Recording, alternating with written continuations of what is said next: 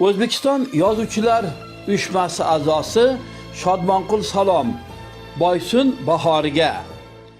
Ko'ksimga urildi Boysun shamoli, qirlardan alpomish bermoqda sado.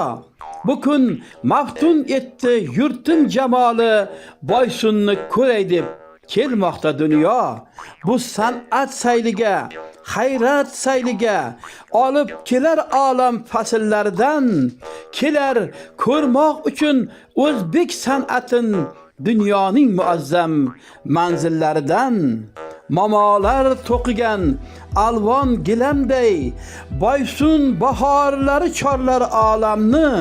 Qadim qo'shiqlarim samoni quchdi, chanqovuz taratdi dilda nolamni. Ey azim tog'larim, haybatlaringiz yuragimga mangu hayrat soladi. Yurtim jamolingni ko'rgan bahorlar bag'ringdan ketgisi kelmay qoladi. Mening ko'ksimdagi iftixorlarim bahor bilan egiz tuganmas shondir.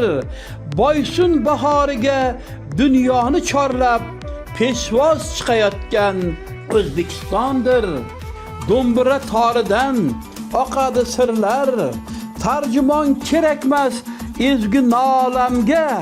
Turnalar to'ldirgan osmonim bilan yaxshilik tiladim yorug' olamga.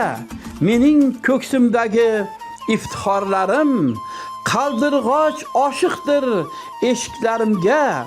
Quyosh kirib kelar alla sasidan, alpomishlar yotgan beshiklarimga. Qirlarda qizg'aldoq aytganda lapar, suluvlar kulgusi olib qochar yel. Alplar maydonlarda folday aylansa, azim tomoshaga chiqib kelar el. Ming yillik tarix bu, o'lmas udumlar, alpomishni bergan ulug' doston bu. Boysun tog'laridan turib dunyoga boychechak uzatgan O'zbekiston bu. Mana hurmatli aziz yurtdoshlar, shoir yurtdoshimiz Shodmonqul Salomning she'riy misralari bilan batafsil tanishdingiz. Chindan ham surxondaryoliklar har 2 yilda bir marta bo'lib o'tadigan ushbu xalqaro folklor festivaliga qizg'in tayyorgarlik ko'rdilar. 1-maydan to 10-maygacha davom etadigan ushbu festivalga katta tayyorgarlik ko'rilgan va sizlarni barchangizni Boysunga 1-maydan 10-maygacha davom etadigan ushbu xalqaro festivalga taklif etamiz. Boysun bahori, Boysun bahori.